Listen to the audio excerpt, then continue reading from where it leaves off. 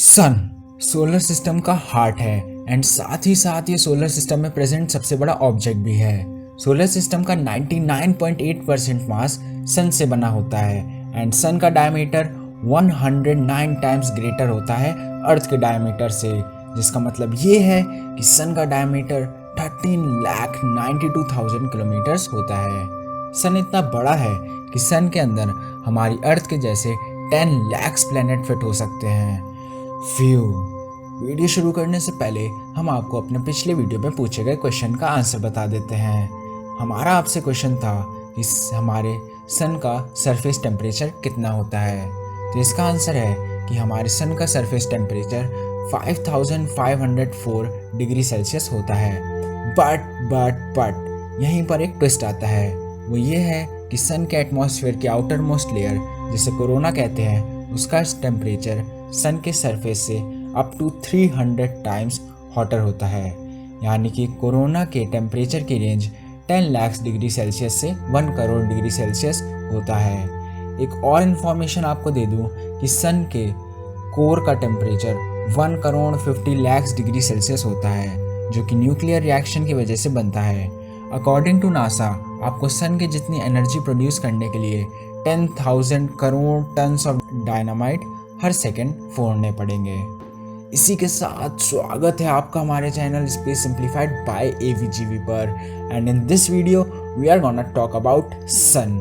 चलिए शुरू करते हैं। हमारा सन अर्थ से सबसे क्लोजेस्ट स्टार है, जो कि 460 ईयर्स अगो बना था। ज़्यादातर साइंटिस्ट बिलीव करते हैं कि सन एंड हमारा सोलर सिस्टम तब बना था जब एक बहुत बड़ा घूमता हुआ डस्ट और गैस से बना सोलर नेबुला अपनी ग्रेविटी की वजह से कोलैप्स हो गया था, जिसके बाद वो और तेज़ घूमने लगा और एंड में एक डिस्क शेप का हो गया and then it went boom. उसमें प्रेजेंट ज़्यादातर मटेरियल सेंटर में आ गया और उसकी वजह से हमारे सन ने जन्म लिया। सन के पास इतना न्यूक्लियर फ्यूल है कि वो 500 करोड़ ईयर्स और तक हमें एनर्जी देता रहेगा। 500 करोड़ ईयर्स बाद वो स्वेल होके रेड जायंट बन जाएगा एंड इवेंचुअली वो अपनी आउटर लेयर्स को शेड कर देगा एंड जो उसमें बचा कोर होगा वो कोलैप्स होके वाइट ड्वार्फ बन जाएगा। स्लोली ये सब फेड होकर अपनी लास्ट स्टेज, जिसे डिम बोलते हैं, उसमें एंटर करेगा, जो कि एक कूल थियोरेटिकल ऑब्जेक्ट होता है जिसे ब्लैक ड्वार्फ कहते हैं। सन एंड उसका atmosphere several zones and layers में बटा हुआ है। सन अंदर से core, radiative zone and convection zone से बना है। इन जोन्स के बाद सोलर एटमॉस्फेयर प्रेजेंट होता है, जो कि प्रोटोस्फेयर, क्रोमोस्फेयर एंड कोरोना से बना है। Beyond corona solar winds present होती हैं, जो कि कोरोना से निकली हुई गैसेज होती हैं। सन का कोर सन के सेंटर से उसके सरफेस तक का 1/4 डिस्टेंस तक प्रेजेंट है। ऑल्दो ये सन की वॉल्यूम का 2% कंटेन करता है, फिर भी इसकी डेंसिटी बहुत ज़्यादा होने की वजह से ये सन के आधे मास को कंटेन करता है। Next is the radiative zone, जो कि कोर से शुरू होकर सन के सरफेस तक का 70% डिस्टेंस कवर करती है एंड ये सन की वॉल्यूम का 32% होल्ड करती है एंड ये जोन सन के 48% मास को कंटेन करती है। कोर से आने वाली लाइट इस जोन में स्कैटर होती है एंड सिंस ये जोन बहुत बड़ी है, जिसकी वजह से एक सिंगल फोटोन, जो कि लाइट के क्वांटम को रिप्रेजेंट करता है, उसे भी इस लेयर को पास करने में 10 लाख ईयर्स लग जाते हैं। Next is the convection zone.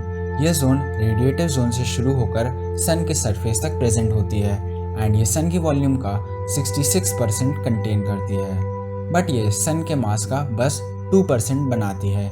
इस जोन में convection cells of gas present होते हैं। प्रोटोस्फेयर सन के एटमॉस्फेयर की लोएस्ट लेयर होती है एंड ये लाइट को एमिट करती है, जिसे हम देखते हैं। ये 500 किलोमीटर्स थिक है। अगली लेयर क्रोमोस्फेयर्स है, जिसका टेम्परेचर 19,725 डिग्री सेल्सियस होता है एंड ये स्पाइकी स्ट्रक्चर्स, जिन्हें स्पाइक्यूल्स कहते हैं, उनसे बनी होती है, जो कि 1000 किलोमीटर वाइड और 10,000 किलोमीटर ऊंचे होते हैं। इसके बाद ट्रांजिशन रीजन प्रेजेंट होता है, जो कि few thousand kilometers thick होता है एंड इस रीजन से ज़्यादातर अल्ट्रावायलेट रेस निकलती है एंड लास्ट में कोरोना लेयर्स प्रेजेंट होती है जिसका टेम्परेचर जैसा कि हमने आपको पहले बताया था 10 lakh to 1 crore degree Celsius के बीच में प्रेजेंट होता है। कोरोना में प्रेजेंट मैटर सोलर विंड के रूप में ब्लोन ऑफ हो जाता है। चलिए अब बात करते हैं सन के केमिकल कंपोजिशन की। सन का ज़्यादातर हिस्सा हाइड्रोजन से बना है और इसके बाद हीलियम से। इन दो एलिमेंट्स के अलावा sun oxygen, carbon, neon, nitrogen, magnesium, iron and silicon से बना है। For every 10 lakh atoms of hydrogen in the sun there are 98,000 atoms of helium, 850 of oxygen, 360 of carbon, 120 of neon, 110 of nitrogen, 40 of magnesium, 35 of iron and 35 of silicon। लेकिन क्योंकि hydrogen सबसे हल्का element है इसीलिए वो सन के मास का 72% कंटेन करता है और हीलियम सन के मास का 26% बनाता है। Now let's talk about sun spots and solar cycles. Sun spots cool and dark spots होते हैं जो कि सन के सरफेस में प्रेजेंट होते हैं। ये उस रीजन में बनते हैं जहाँ मैग्नेटिक फील्ड के बंडल्स सन के इंटीरियर से उसके सरफेस की ओर आते हैं। सन स्पॉट के नंबर सन में हो रही सोलर मैग्नेटिक एक्टिविटी पर डिपेंड करते हैं। सन स्पॉट के नंबर जब 0 से लेकर मैक्सिमम 250 तक पहुँच जाएं और फिर 250 से 0 पर आ जाएं तब हम इसे एक सोलर साइकिल कहते हैं। Solar cycle on an average 11 years long होती है। हर सोलर साइकिल के बाद सन की मैग्नेटिक फील्ड अपनी पोलैरिटी को रिवर्स कर लेती है। सोलर फ्लेयर्स जो कि एकदम से खूब सारा हाई एनर्जी रेडिएशन और एटॉमिक पार्टिकल्स के निकलने को कहते हैं, वो भी सन स्पॉट्स की वजह से बनती है। चलिए अब बात करते हैं कि सन इतनी सारी एनर्जी कैसे बनाता है। सन अपनी एनर्जी न्यूक्लियर फ्यूजन से बनाता है जिसमें हाइड्रोजन एटम्स कंबाइन होकर हीलियम एटम्स में कन्वर्ट हो जाते हैं। इस न्यूक्लियर फ्यूजन रिएक्शन से बहुत सारी एनर्जी निकलती है जो कि इन नंबर्स 3.8 × 10⁻26 वॉट्स होगी। ये एनर्जी रेडिएट होकर सन के सरफेस तक आती है और उसके बाद हमारा सोलर सिस्टम में फैल जाती है। सन में हो रहा nuclear fusion reaction hydrogen bomb में हो रहे रिएक्शन के जैसा होता है, बट सन में हो रहा रिएक्शन हाइड्रोजन बॉम्ब से करोड़ों गुना ज़्यादा पावरफुल होता है। अब आपके दिमाग में एक क्वेश्चन आ रहा होगा कि अगर सन में इतना पावरफुल रिएक्शन होते हैं तो सन एक्सप्लोड क्यों नहीं करता? तो फ्रेंड्स इसका आंसर है कि फ्यूजन रिएक्शन से हो रहे आउटवर्ड प्रेशर को सन में प्रेजेंट गैसेस के ग्रेविटेशनल फोर्स बैलेंस कर लेते हैं, जिसकी वजह से सन एक्सप्लोड नहीं करता। सन के बारे में और इन्फॉर्मेशन कलेक्ट करने के लिए नासा ने पार्कर सोलर प्रोब 12 अगस्त 2018 में लॉन्च किया था।